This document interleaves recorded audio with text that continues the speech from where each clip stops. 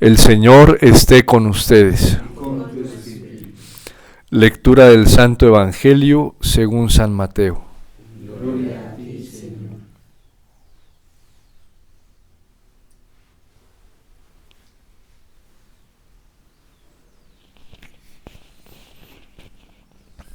En aquel tiempo, subiendo Jesús a Jerusalén, tomando aparte a los 12, les dijo por el camino: Miren, estamos subiendo a Jerusalén, y el Hijo del Hombre va a ser entregado a los sumos sacerdotes y a los escribas, y lo condenarán a muerte y lo entregarán a los gentiles, para que se burlen de él, lo azoten y lo crucifiquen, y al tercer día resucitará. Entonces se le acercó la madre de los hijos de Zebedeo con sus hijos, y se postró para hacerle una petición. Él le preguntó: ¿qué deseas? Ella contestó: ordena que estos 2 hijos míos se sienten en tu reino, uno a tu derecha y el otro a tu izquierda. Pero Jesús replicó: no saben lo que piden. ¿Pueden beber el cáliz que yo he de beber? Contestaron: podemos. Él les dijo: mi cáliz lo beberán, pero sentarse a mi derecha o a mi izquierda no me toca a mí concederlo, es para aquellos para quienes lo tiene reservado mi Padre. Los otros 10, al oír aquello, se indignaron contra los 2 hermanos. Y llamándolos, Jesús les dijo: ¿saben que los jefes de los pueblos los tiranizan y que los grandes los oprimen? No será así entre ustedes. El que quiera ser grande entre ustedes, que sea su servidor, y el que quiera ser el primero entre ustedes, que sea su esclavo. Igual que el Hijo del Hombre no ha venido a ser servido, sino a servir, y a dar su vida en rescate por muchos. Palabra del Señor. Gloria a ti, Señor Jesús.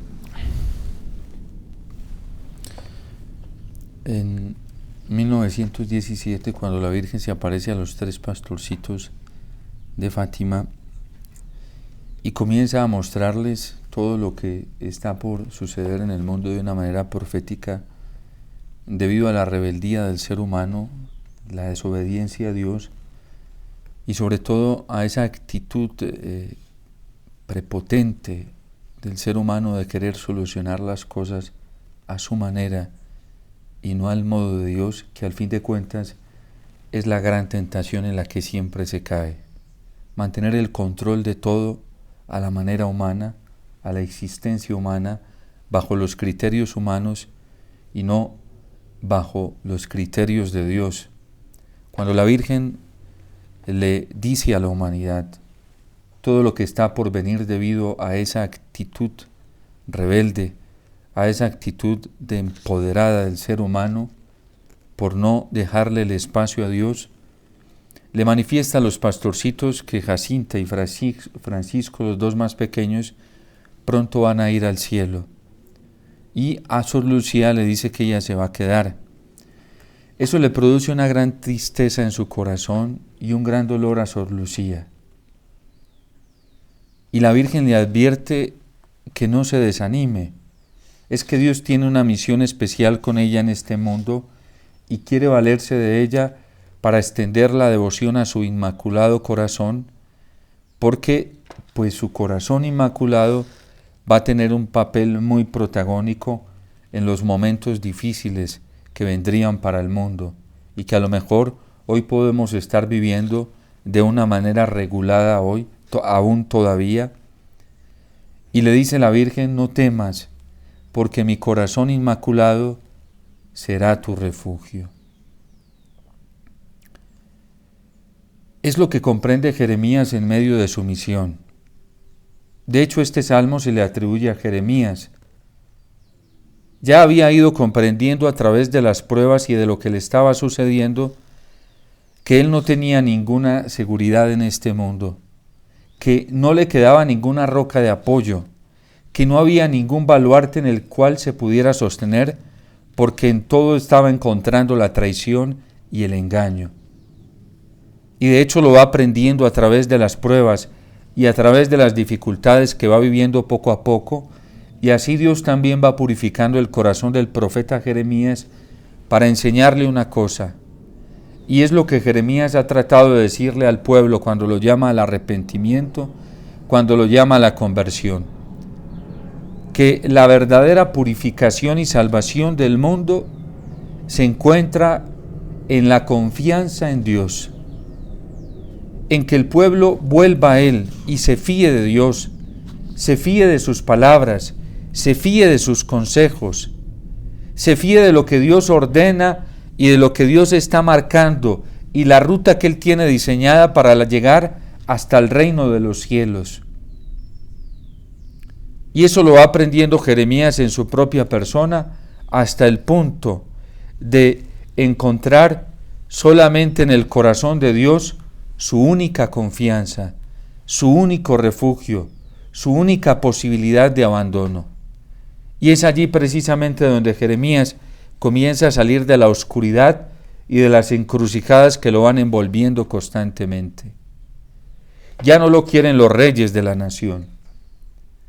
Ya no lo quieren los sacerdotes, hermanos suyos, miembros de su mismo pueblo, hebreos como él. Ya los profetas también lo están calumniando y lo están desacreditando. Y ya hasta sus mismos hermanos contemporáneos están buscando cómo deshacerse de él. Hagamos conspiración. Y esto le costó a Jeremías. Esto le dolió. Esto le creó un sufrimiento muy alto, un sufrimiento del cual Dios no lo excluyó.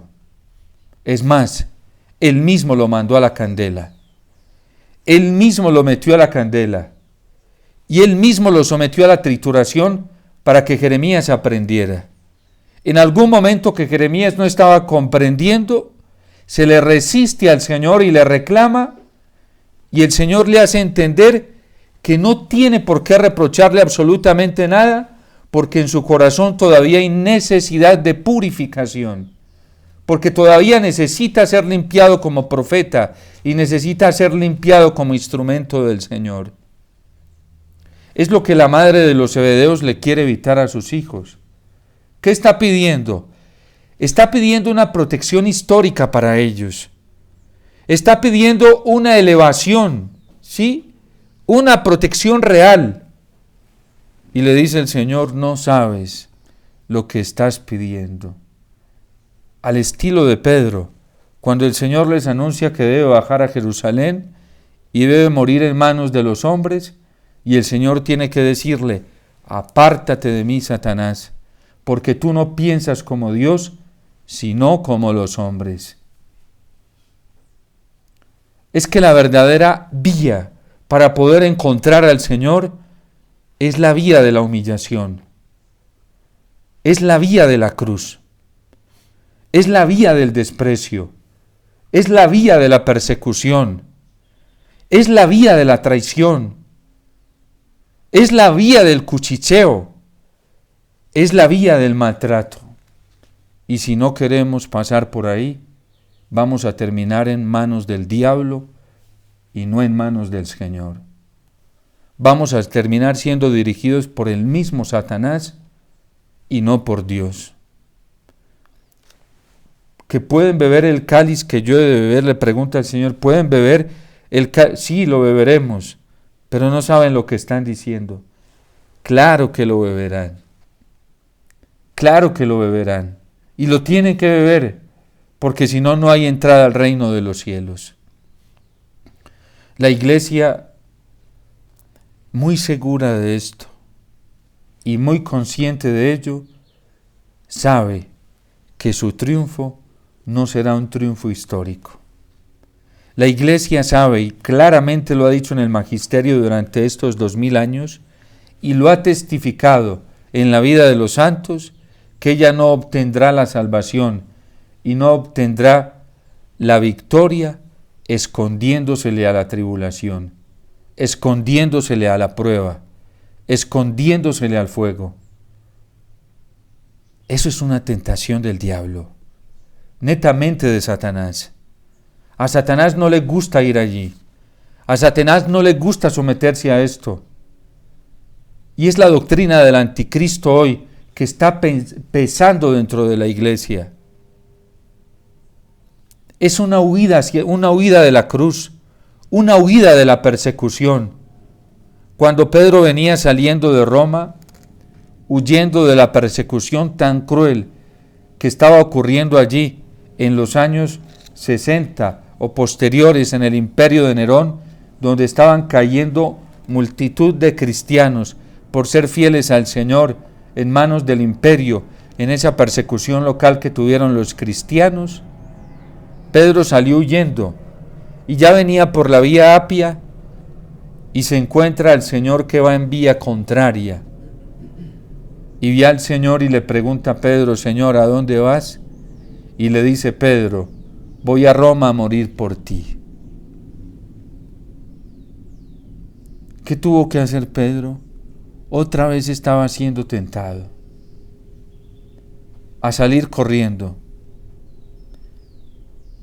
Es que vamos para la candela, no vamos para otro lado. Y se lo acaba de decir a los discípulos. No es huyendo, no es escondiéndonos, no es escandalizándonos frente a la cruz que vamos a llegar al triunfo. Y la iglesia lo sabe que no es de esa manera. Eso es una tentación. Y una tentación al más alto nivel que no viene de Dios. No puede venir de Dios. Claro que van a beber el cáliz que yo he de beber.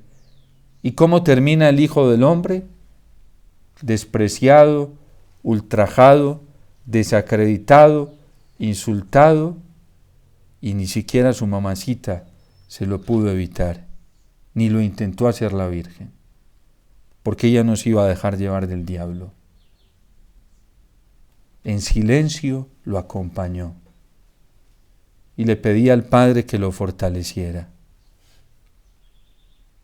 Eso hace el verdadero amor cristiano. No nos aparta de la cruz, no nos aparta de la prueba. Y quien nos esté intentando apartar de la prueba, por serle fieles al Señor en el amor, por serle fieles al Señor en la verdad, eso no puede venir de Dios. Claro que van a beber el cáliz que yo he de beber. Este es un momento muy tremendo en que los cristianos, mientras queremos e intentamos ser fieles, el diablo nos está intentando apartar de uno y del otro lado.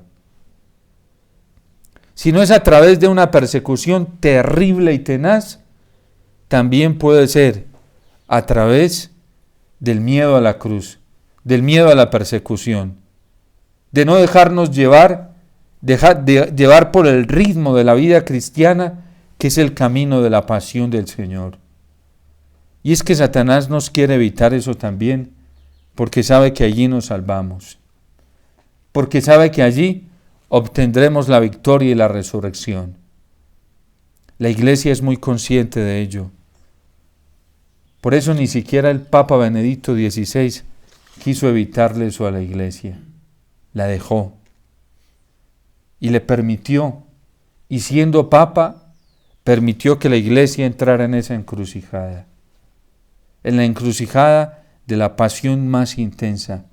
En el 2010 lo decía en Fátima, que la Iglesia estaba entrando a vivir la intensidad de la pasión. No nos dejemos engañar. No nos dejemos engañar. Las consecuencias de seguir al Señor es la cruz. Y allá tenemos que ir. Y el que no esté dispuesto a ir, se va a quedar atrás. Se va a quedar. y puede quedarse sin salvación, y puede quedarse sin resurrección, y puede quedarse sin ver al Señor. Tenemos que saber los cristianos que en esta época, si queremos serle fiel al Señor, el diablo nos va a intentar engañar por uno o por otro lado. Por cualquiera de las dos vías lo va a intentar.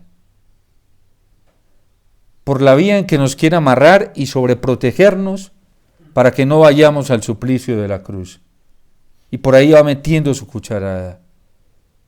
O por la vía de la desacreditación, de la humillación, y ahí nos hace un favor muy grande, porque nos acelera el paso para poder ir a la purificación del fuego.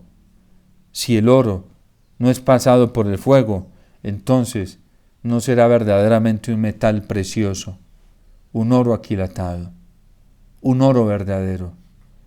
Y nosotros tenemos que pasar por ahí. ¿Que van a beber el cáliz que yo he de beber? Claro que lo van a beber. Y entre más cerca de mí quieran estar, más amargo les va a tocar, pero más dulce será el triunfo. Eso lo comprendió Jeremías. ¿Y cómo murió Jeremías? Matado por los suyos.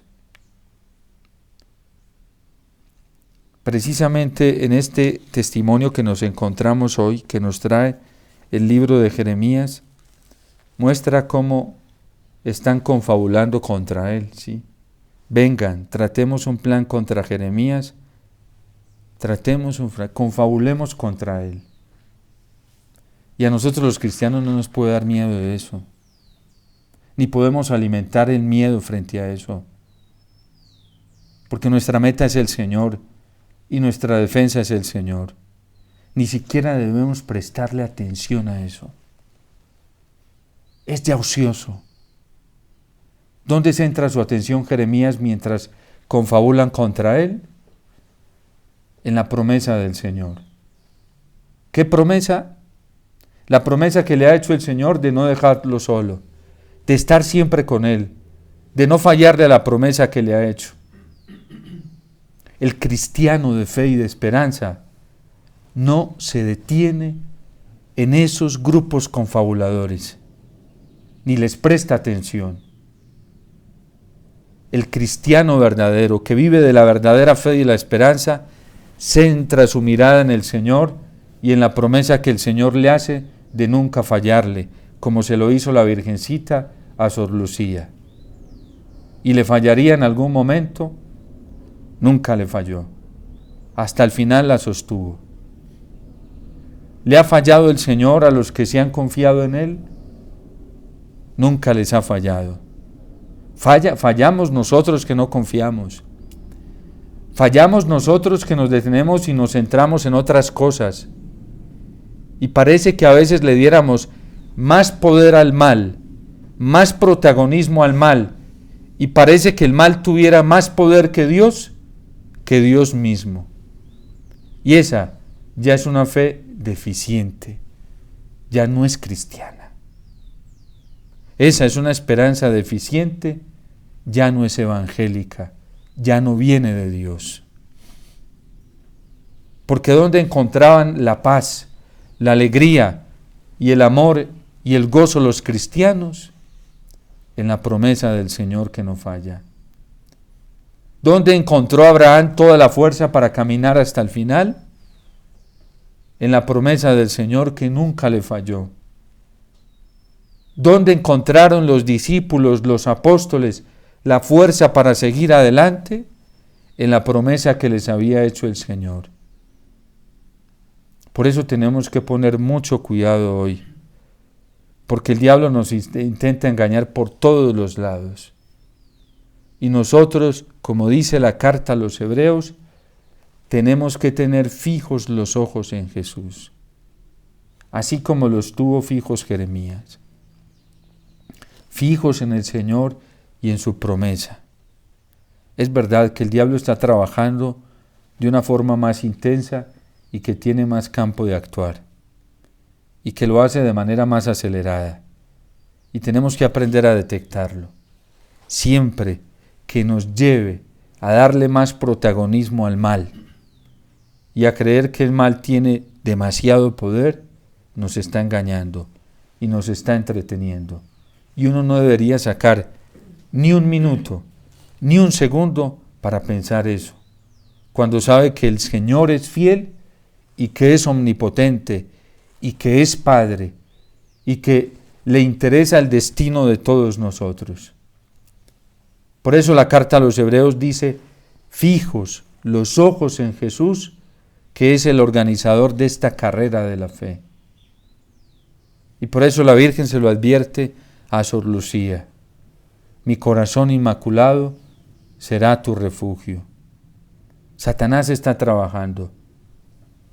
Trabaja para mantener entretenidos a unos en el mundo, trabaja para intimidar a los cristianos a través de la persecución y trabaja también para engañar falsamente a los cristianos, haciéndoles creer que Dios no tiene poder y que Dios se ha quedado ausente de la vida de ellos. Y eso es falso. Eso no es cierto. Dios se preocupa de nuestro destino y nos acompaña, lo decimos en la plegaria eucarística. Por Cristo Jesús, Señor nuestro, por quien sigues creando todas las cosas, las santificas, las llenas de vida, las bendices. Dios nos sigue acompañando. Dios es fiel. Dios está con nosotros. Y dirá San Pablo: si Dios está con nosotros, ¿quién contra nosotros? Si no perdonó ni siquiera a su propio Hijo, ¿no podrá librarnos de la muerte? ¿No podrá librarnos de todos los peligros que acechan este mundo? ¿No podrá librarnos de todas las amenazas que nos rodean? Claro que lo puede hacer. Pensar o sentir o vivir como si Dios no fuera capaz de hacerlo, ya eso no es del Espíritu Santo. Y por eso se lo advertía San Pablo a Timoteo: Dios no nos dio un espíritu de miedo y de cobardía. La cobardía viene del diablo. El miedo viene del diablo. Y uno no puede sentirse incitado a tomar decisiones o a cohibirse en la vida cristiana por el miedo. Eso no es virtuoso. Uno tiene que determinarse a tomar decisiones o a cohibirse de tomar decisiones por la confianza en el Señor, por la promesa del Señor, por la certeza de que Él siempre va a nuestro lado. Y por eso hoy el salmista lo dice con toda confianza: sácame de la red que me ha tendido, porque tú eres mi amparo. A tus manos encomiendo mi espíritu, y lo dice con toda certeza y con toda la esperanza de su corazón, porque tú eres un Dios leal y me librarás. Oigo el cuchicheo de la gente y todo me da miedo. Se conjuran contra mí y traman quitarme la vida. Pero viene la confianza. Yo confío en ti, Señor. Tú eres mi Dios. En tus manos están mis azares. Líbrame de mis enemigos que me persiguen. ¿Y cómo termina el salmista al final su vida? Cantando alegremente la victoria del Señor. No nos dejemos engañar. No nos dejemos privar de esta dicha que da Dios cuando se confía en Él. No nos dejemos privar del amor que se hincha en el corazón para amarlo a Él y ser capaz de amar al prójimo e incluso a los mismos enemigos cuando se confía en Dios. No nos privemos de esa gracia que da el Espíritu Santo, incluso de rezar por los perseguidores y de atenderlos caritativamente cuando se confía en Dios. Porque Dios es capaz de hacer eso. Dios es capaz de potencializar el corazón humano para amar a la medida de Él, incluso a los perseguidores, y hacerles bien incluso a los que traman el daño y a los que intentan hacer el mal. Si no creemos en esa capacidad que Dios puede dar, entonces ya no estamos teniendo la fe cristiana. Entonces ya no estamos viviendo de la esperanza cristiana. Entonces viviremos como estaban viviendo algunos de los apóstoles en algunos momentos, que querían tomarse la justicia por su propia cuenta. Y la justicia hay que dejársela a Dios. Esa no nos corresponde a nosotros, porque los seres humanos somos demasiado injustos. Y podemos acabar con el prójimo si nos tomamos la justicia por nuestra propia cuenta. No tenemos otra alternativa más en un tiempo como el que estamos viviendo que la confianza total en el Señor, que la esperanza total en Él. Y si nos cerramos a esto, le damos espacio al diablo. Y el diablo sí que lo aprovecha. Si nos cerramos a creer que Dios es el único que tiene la capacidad de librarnos de todos estos peligros, va a triunfar el demonio y va a hacer trizas con nosotros. Si nos negamos a creerle al Señor que Él tiene el triunfo total sobre todo, y que así estemos en medio de los peligros, es que vivimos en medio de ellos. Estar en este mundo no puede ser irreal en la vida. La salve misma lo dice, vivimos en un valle de lágrimas. Intentar escondernos de esto, eso es un irrealismo que lo único que hace es destrozarnos mentalmente. Lo único que hace es acabarnos psíquicamente y espiritualmente y hasta físicamente. Te ruego por ellos, le dice Jesús al Padre, que están en el mundo. Ellos no son del mundo como yo tampoco soy del mundo. Líbralos del maligno. Si tenemos un intercesor tan grande en el cielo, que es Jesús, ¿a qué le vamos a temer? ¿O a quién le vamos a temer? ¿Es que es tan débil Dios para no encargarse de nuestra situación? ¿Es tan débil el Dios en el que muchos cristianos creemos hoy? Pareciese que sí. Como que no pudiera salvarnos de cualquier peligro. Ese ya no es un Dios cristiano. Ese ya no es el Dios omnipotente en el que cree la Iglesia. Ese ya no es el Dios fiel que nos han mostrado, testimoniado las Sagradas Escrituras y los santos. Ese ya es un pseudomesías que enseña hoy el anticristo para destrozarnos y poder esclavizarnos. Nosotros somos hijos de la victoria. Y no de la victoria nuestra, ni de los hombres, gracias a Dios. Somos hijos de la victoria de Cristo. No podemos tener miedo. Miren, por andarse protegiendo muchos sacerdotes, por el propio criterio de ellos, o los consejos que muchos imprudentemente les dan, están callando la verdad. Y muchos están dejando de ser instrumentos para salvar las almas, que es nuestra misión. A los sacerdotes nos corresponde ir a meternos allá al fuego, a la hoguera, para salvar las almas. Y no podemos creer que el Espíritu Santo quiere cohibirnos. No. Vamos con la gracia del Señor. Se nos dio ontológicamente un poder sobrenatural y es Cristo mismo el que está dentro de nosotros. Y mientras nuestras intenciones estén puras y en nuestro corazón haya el deseo de amar a Dios y de salvar las almas, tenemos que hacer todo lo que sea posible y se nos permita dentro de la iglesia por ayudar a las almas. La autoconservación hace mucho daño en la vida cristiana. La autopreservación hace mucho daño. Y era lo que estaba pidiendo la madre de los Zebedeos. Autoconservación, protección para sus hijos. ¿Qué tipo de protección? Una protección que los podía llevar al infierno, no al cielo. Y por eso la gente hoy que está huérfana anda poniendo toda su confianza en la persona, en grupos, en instituciones y no en el Señor. Porque eso es lo que se predica hoy.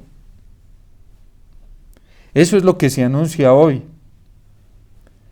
¿Para qué es la conversión? La conversión es para dejar de poner mi confianza en todas estas cosas temporales y lo hemos estado pidiendo en la oración colecta durante estos días y abandonarme totalmente a la gracia del Señor. Si no orientamos nuestra vida a ello, nos va a ir muy mal, muy mal. El yugo del Señor es suave, es ligero, su carga es liviana. La carga que nos coloca este mundo, que nos colocamos nosotros mismos, pesa demasiado. Y angustia y desespera. Y no trae descanso para el alma. El yugo del Señor es suave y ligero, y da mucha libertad, y da mucha paz, y da mucho amor. Por eso tomemos el ejemplo del salmista. Tomemos el ejemplo de Jesús, que decidido va a Jerusalén y se somete a la candela, se somete a la prueba, se somete al desprecio, se somete a la traición, se somete al ultraje, porque detrás de eso está el triunfo de la resurrección. Y por eso, al ver este ejemplo del Señor, los apóstoles tuvieron el valor de beber el mismo cáliz y después convertirse en pilares de la fe cristiana. Pero si no lo hubieran hecho, a lo mejor nosotros hubiéramos perdido. Claro que Dios es Dios y a Dios no lo va a detener. Si de 100 hijos 99 le dicen que no, con uno solo que le diga que sí, el Señor hace toda la obra salvífica. Y si de los 100 le dice que no, a Dios no le cuesta crearse otro más, que le sea fiel, porque Él es capaz de sacar hijos de Abraham de debajo de las piedras. Gracias a Dios en la iglesia, ninguno de nosotros es indispensable para la salvación. Por eso el Papa Benedicto XVI pudo renunciar con tanta tranquilidad. Y aunque lo persuadieron para que no lo hiciera, tuvo la firmeza y la valentía de seguir adelante. Hasta su propio secretario personal cuenta cómo intentó persuadirlo para que no lo hiciera, pero él sabía para dónde iba. Y ni siquiera su secretario personal, que lo acompañó tantos años, le hizo caso. Uno en la vida cristiana tiene que ir para donde va y no detenerse. Que se quedaron atrás, bendito sea mi Dios. A lo mejor el testimonio de firmeza y de meterse uno como un toro hacia adelante les va a servir después de esperanza a los que se quedaron atrás y se darán cuenta que era por ahí. ¿Qué es que no quieren seguir muchos? Pues que se queden. Más tarde seguirán. Por eso le decía el Señor a Pedro, me seguirás más tarde. Ahora ustedes, le decía a sus apóstoles, ahora ustedes no pueden seguirme. Y es verdad, el único que fue capaz de seguirlo en esa hora fue San Juan. De hecho, se fueron quedando en el camino. Por eso fijemos nuestra mirada en la promesa del Señor como lo hizo Jeremías. Y no le prestemos atención al diablo, que el diablo está haciendo demasiado protagonismo, demasiada escena, demasiada pataleta como para prestarle atención hoy y dejar de mirar lo que verdaderamente vale, que es la promesa del Señor y que es lo único que da alegría y motiva el corazón. No nos dejemos enredar ya más por el mal. No nos dejemos engañar más. Y no nos dejemos enroscar, porque siempre busca enroscarnos como el caracol. ¿Para qué? Para que no avancemos. Entonces, fiémonos solamente del Señor, que el Señor es fiel. Y esto lo vamos a alcanzar sirviendo al estilo de Jesús, a través de la humillación, a través del maltrato, que nos desprecien, que nos critiquen, que nos calumnien, que nos difamen, pues levantemos la cabeza y el corazón y aprendamos a amar a quienes lo hacen, para que vean cómo se experimenta de paz, de alegría y de fortaleza en el corazón cuando no nos resistimos a estas cosas, poniendo el corazón y la confianza en el Señor y siguiendo la recomendación del Señor de amar a los enemigos y de rogar por los que nos persiguen. Y si tu enemigo tiene hambre, dale de comer. Y si tiene sed, dale de beber. Y si necesita que lo acojas, acógelo. Porque es que el mal se vence a fuerza de bien, no a punta de mal. Y si se aprovechó de ti y se te llevó el manto, pues dice el Señor, entrégale la túnica. Yo lo he vivido como sacerdote. ¿Cuántas veces en el confesionario? Varias. Me ha tocado atender gente que me dice, Padre, perdóneme, porque yo lo critiqué, hablé mal de usted. Y yo lo he sabido, y Dios me ha dado la gracia de acogerlos ahí con amor, con bondad. Quisiera tener más, pero no, y estoy dispuesto. Que vengan porque yo ya hace tiempo les he dado el perdón y ya el Señor me lo ha dado en su corazón sacratísimo para perdonarlos a todos. De los que me he dado cuenta y de los que no me he dado cuenta.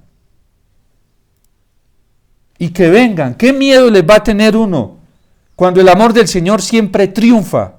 Y yo lo he vivido, lo vivo constantemente. Aquí viene gente a decirme, Padre, ¿hasta qué pecado? Me va a pesar porque vienen hasta temblando y con miedo. ¿Creen que el mismo Padre de las homilías es el mismo Padre del confesionario? ¿Sí? Una cosa es que el Señor me ponga a hablar y a denunciar como lo hace. Él hace lo que quiere.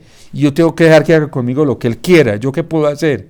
Aunque no me guste, pues a mí me toca dejar que Él haga conmigo lo que quiera, ¿sí? Porque Él es el que hace las cosas bien. Pero yo lo he vivido y a mí no me importa, yo no guardo nada, yo tengo paz en mi corazón, ¿sí? Y si necesitan ayuda y se las puedo dar, se las daré. ¿Por qué me voy a resistir a dárselas? Y les digo, no una ni dos, muchas veces, vea, ya han pasado por estas manos. Y a mí me da risa cuando me dicen, Padre, es que yo hablé mal de usted, yo dije que usted esto, yo dije, a mí solo me da risa, porque igual el Señor me pone a hacer el ejercicio del perdón antes. Y ahí es donde me doy cuenta que la oración de intercesión por los perseguidores sí tiene una eficacia muy grande. ¿Por qué? Porque primero lo transforma a uno, le transforma esa corrupción que yo mismo tengo por dentro, ¿sí? Esa corrupción vengativa, esa corrupción de tomarse las cosas por uno por su propia cuenta, y a mí me hace muy bien orar por los perseguidores, porque se va aplacando ese veneno, esa amargura, ese alimento de Satanás, se va yendo rápido, ¿sí? Y le hace bien al otro también, porque el otro también recibe la bendición, ¿sí? Es bajo la ley del amor que nosotros podemos llegar al triunfo, no de otra manera. Y por eso nosotros no podemos cansarnos de amar a los que se declararon nuestros enemigos y de rezar por los que se han declarado nuestros perseguidores. Y cada vez con mayor intensidad. Y el Señor sí da la gracia, y Él sí es fiel. Y eso sí es posible. Porque si uno comienza a darle más peso a su humanidad, se lo lleva al diablo. Y se lo arrastra a Satanás. Y lo lleva a hacer cosas a uno que uno no debería hacer. Por eso debemos centrar nuestro corazón en el Señor y poner nuestra mirada fija solamente en Él. Dios te salve María, llena eres de gracia, el Señor es contigo, bendita tú eres entre todas las mujeres, y bendito es el fruto de tu vientre Jesús.